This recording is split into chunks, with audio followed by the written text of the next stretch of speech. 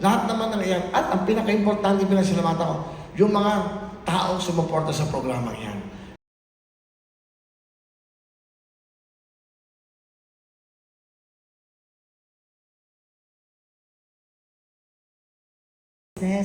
I just want to know, how will you earn from this game show that's essentially a website? Pakitaas nga, hindi ko pa dinig. Pakita nga. Ma'am, sorry. Okay? Yeah. Hindi ko kasi naiintindihan yung kung paano to pinapatakbo.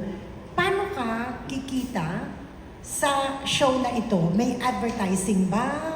Anong klaseng form ang revenue mo? Well, sa revenue dito dun sa tickets may sharing kami sa tickets. Isa yun, no?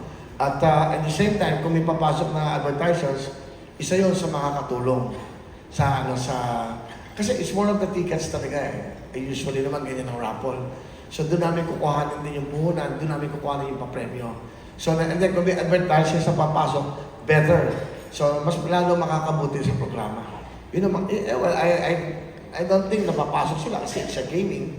So kung mas maraming tickets, mas maraming sharing talaga pag ganitong klase ng gaming may share. So ang expectation mo, the numbers that will buy tickets will be in the millions? Well, hopefully, kasi yun muna alamin ko kasi ayoko munang tanongin yun.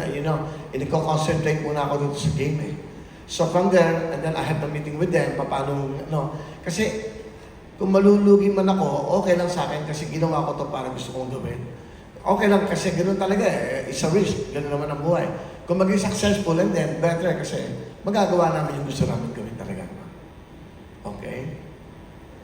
Follow-up question? Wala na? Okay na? Okay na, tanongin nyo na lahat. Last ko na to. Ayoko naman press ko, ang laki ng dinasos namin Masarap ng pagkain na. Okay na. Magkita. Mike.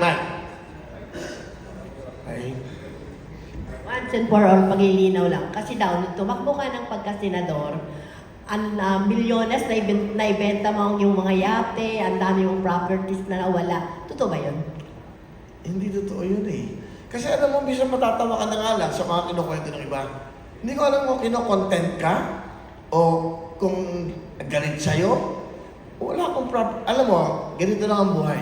Kung may maganda kang property at may nakagusto, nakikita ka ng doble, hindi mo ba ibebenta? Di ba? Ganun So, mag-i-invest ka ulit. Well, dun sa yate, nandun pa rin yung yate, huwag yun lang ako kay Kot. Gusto nyo bang sabihin ko na lahat? May private resort ako sa Puerto Galera. 1.5 hectares all inside the cove. Wala ka na investment dyan. Okay, pinapaganda ko. High-end hotel. Meron akong, baka sabihin, mayabang ka. Meron akong biniling isang buong floor, 49 floors sa Grand Hyatt sa BGC. Wow. Binili ko yung buong penthouse ng Grand Hyatt sa BGC. Bumili ako ng 4 na units sa tapat ng Mitsukoshi ng mga units to, mga condom. Hindi ko na, tinanong ko para malaman nyo.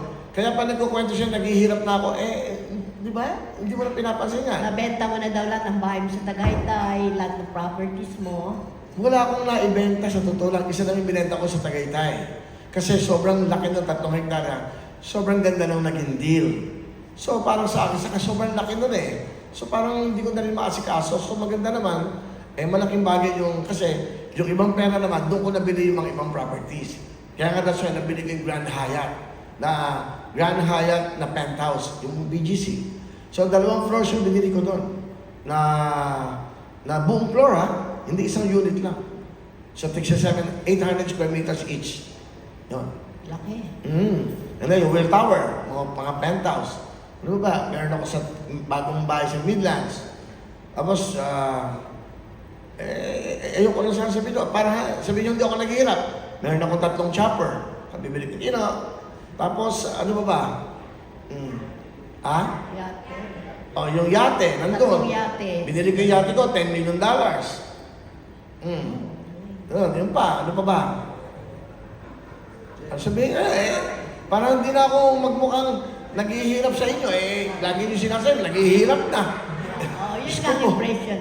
Para, eto na, kaya ka once and for all, para malaman nyo na lahat Hindi na ako hindi ko pinagyayabang yan. Never nyo ako nakita nag-Facebook, YouTube na nasa yate, naka-ano. Hindi ko pinoflaunt yan At hindi ito perang lukot. Pinaghirapan ko to dahil sa isang mikropono lang. Kaya pinasasalamatan akong ABS, ang TV5, ang GMA, lahat ng to, All TV, lahat ng tumanggap sa akin ng mga may-ari niyan at lahat ng bukal ng loob na tinulungan ako. Lahat naman ng iyan. At ang pinaka-importante pinasalamatan ko, yung mga taong sumuporta sa programa yan. Kundi dahil sa mga taong yan, lalong-lalo na yung mga kababayan nating mahirap, yung masa, di ba? Isa pa, sinasabi nila, ginagamit ko yung mahirap. Paano mo gagamitin yung mahirap? Ikaw nga ang tumutulong sa mahirap. Ginagamit ko doon sa show ang mahirap. Alam mo, pag ayaw sa'yo ng tao, hindi ka naman nanonoodin yan Pag ayaw sa'yo ng tao, sino man hindi ka magre-rape. Di ba? So, gano'n lamang. Hindi mo naman pwedeng pilitin ng tao pag ayaw sa'yo.